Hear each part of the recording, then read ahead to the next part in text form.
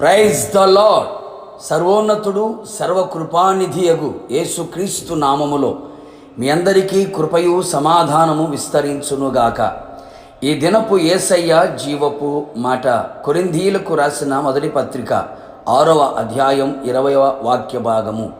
మీ దేహముతో దేవుని మహిమపరచుడి. యేసయ్య వాక్యము విని చదివి ధ్యానించి అనుసరించుచు ఈ ఆత్మీయ యాత్రలో నూరంతలుగా ఫలించుచున్న క్రీస్తు యేసు అనుచరులారా, మనం ఎల్లప్పుడూ యేసయ్యను అన్ని విధాలుగా మహిమపరచువారిగా ఉండవలెను. అన్ని వేళలా ఆయన నామమును కీర్తించుచు కొనియాడుచు గొప్ప చేయుచు ఉండవలెను. అందుకే లేఖనములు చెప్పుచున్న చక్కని మాట, మీ దేహముతో యేసయ్యను మహిమపరచవలెను. అవును నా దేవుని ప్రియులారా, ఈ దేహము దేవుని వలన మనకు అనుగ్రహింపబడి ఉన్నది. మనలో ఉన్న పరిశుద్ధాత్మకు ఆలయమై ఉన్నది. మనము మన సొత్తు కాదు.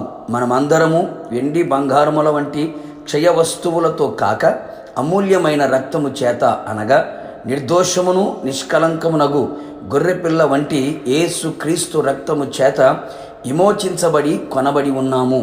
నిజమే, ఆయన మన కొరకు వధింపబడిన వాడై తన రక్తముతో ప్రతి వంశములోను ప్రతి జనములోను దేవుని కొరకు మనుషులను కొని దేవుని కొరకు వారిని ఒక రాజ్యముగాను యాజకులుగాను చేసి ఉన్నాడు. మనము మన దేహము కొనబడిన వారము, విలువైన వారం గనుక ఈ దేహము అమూల్యమైన వాడు అయిన యేసయ్యను మాత్రమే మహిమపరచవలెను. కాబట్టి మన దేహము దురాశలకు లోబడకుండునట్లు, ఈ దేహమందు పాపము ఏలుబడి చేయకుండునట్లు జాగ్రత్త పడెదము. మన దేహముతో ప్రతి అవయవము దుర్నీతి ఆయుధములుగా పాపమునకు అప్పగింపకుడి. మన దేహము దేవునికి అప్పగించి మన అవయవములను నీతికి ఆయుధములుగా ఉండునట్లు దేవునికి అప్పగించి మహిమపరచెదము. భక్తుడైన దానియేలు వలె దేహమును అపవిత్రపరచకూడదని ఉద్దేశించి తన దేహముతో దేవుని మహిమపరిచినట్లుగా మనము కూడా అట్టి వారమై మరింత దైవ భయముతో బ్రతికెదము. ఎప్పుడునూ క్రీస్తు రక్తము చేతను దేవుని వాక్యముతోనూ ఉదక స్నానము చేయబడిన వారుగాను ఆత్మచేత కడగబడుచు పరిశుద్ధపరచబడుచు ఈ దేహముతో పరిశుద్ధముగా ఆయనను మహిమపరచెదము. అనేకులు తమ దేహమును లోకమునకు అమ్మివేయబడిన వారిగా కనబడుచున్నారు. లోకములో ఉన్న నేత్రాశ, శరీరాశ, జీవపు డంబం వారిని ఏలుబడి చేయుచున్నది. లోక మర్యాదతో, లోక కార్యములతో, లోకపు ప్రేమతో, లోకపు పాపముతో బందీగా మార్చబడి ఉన్నారు. మనము కొనబడిన వారమే కానీ లోకమునకు అమ్మబడిన వారము కాము అని గుర్తించదము. ప్రభు వచ్చు వరకు, మనము చచ్చు వరకు ఇహలోక మాలిన్యము అంటకుండా ఈ దేహము దేవునిది అని గ్రహించి దేవునికి విరోధమైనవి దేహములో ఇక రానివ్వక సర్వ అధికారము పరిశుద్ధుడైన యేసయ్యకే కలిగి ఉందుము.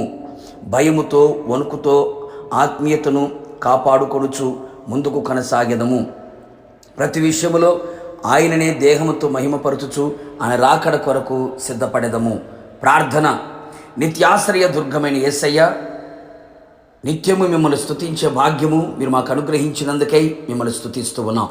మరొక మారు మీ జీవపు మాట చేత మా ప్రాణాత్మ శరీరములను జీవింపచేసి ఉజ్జీవపరిచినందుకు స్తోత్రాలు.